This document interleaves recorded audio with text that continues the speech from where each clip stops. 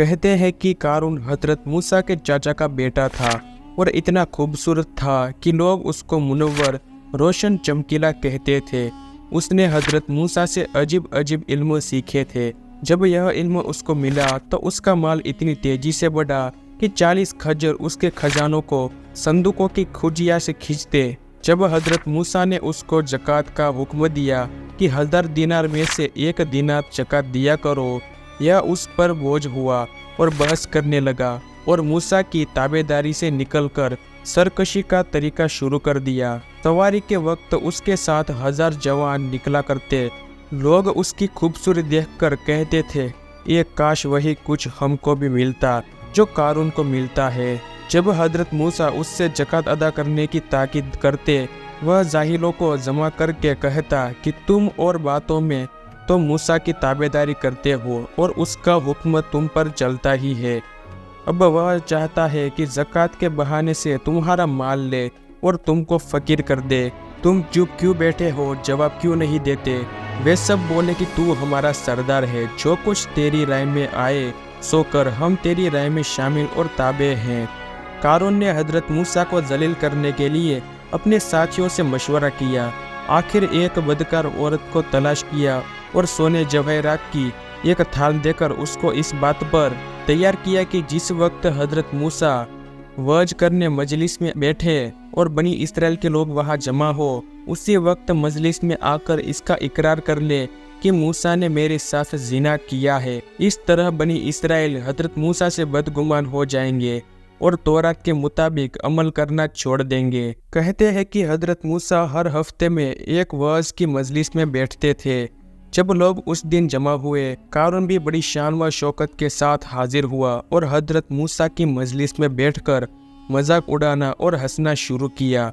और वह बदकार औरत भी मजलिस के एक कोने में बैठी हुई थी। जब मजलिस गर्म हुई और हजरत मूसा के सीने में भेद का दरिया जोश मारने लगा, तो वह औरत उठी और चाह कि कारून के सिखाने के मुताबिक उन पर इल्ज़ाम लगाए और हजरत मूसा के दामन को तोहमत से दागदार करे।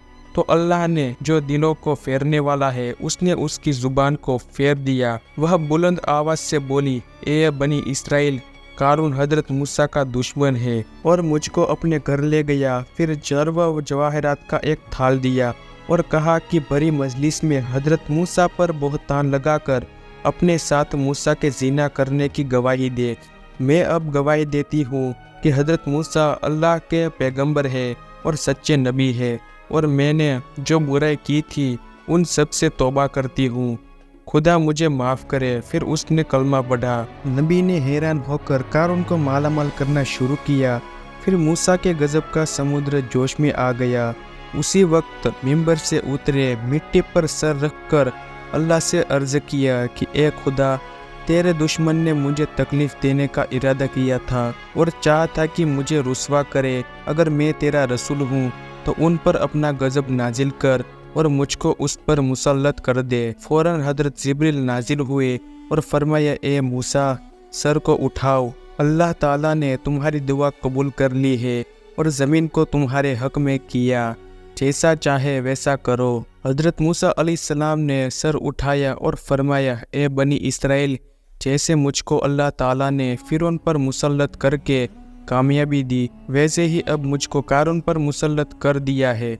जो कोई उसकी पैरवी करना चाहे वह उसके साथ रहे और जो कोई मेरा फरमाबरदार है उससे दूर रहे। सब बनी इस्राएल ने हजरत मूसा अलैहिस्सलाम का साथ देने का वादा किया और कारून से अपनी बेजारी की, मगर 2 आदमी ऐसे थे जो कारून के करीबी साथियों में से थे। उन्होंने कारून का साथ देना तय किया। फिर हजरत मूसा अलैहिस्सलाम ने फरमाया कि ए ज़मीन, ले इसको।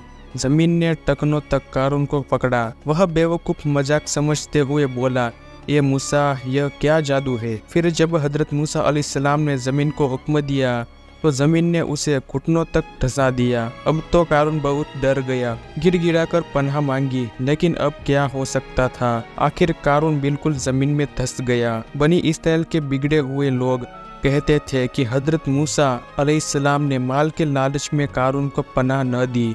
यह बात हजरत मूसा ने सुनकर फिर दुआ मांगी اور زمین کو حکم دیا کہ قارون کے تمام مال و اسباب، نقد اور دوسرے سامانوں کو اور پوری حویلی کو دھسا دے۔ چنانچہ ایسا ہی ہوا اور قارون اپنے تمام سامانوں کے ساتھ دھس کر پوری دنیا کے لیے ایک کھلا سبق بن گیا۔